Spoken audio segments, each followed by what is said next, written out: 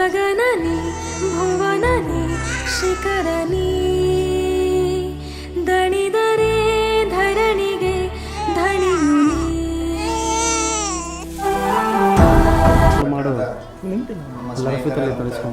ಶ್ರೀ ಸೈಯದ್ ರಫಿ ಅವರ 25ನೇ ವರ್ಷದ ಹುಟ್ಟುಹಬ್ಬದ ಅಂಗವಾಗಿ ಅವರ ಸ್ನೇಹಿತರಾದ ಆಸಿಫ್, ಚಂದ್ರು, ಅಂಬಿ ಹಾಗೂ ಇನ್ನೂ ಅನೇಕ ಸ್ನೇಹಿತರೊಂದಿಗೆ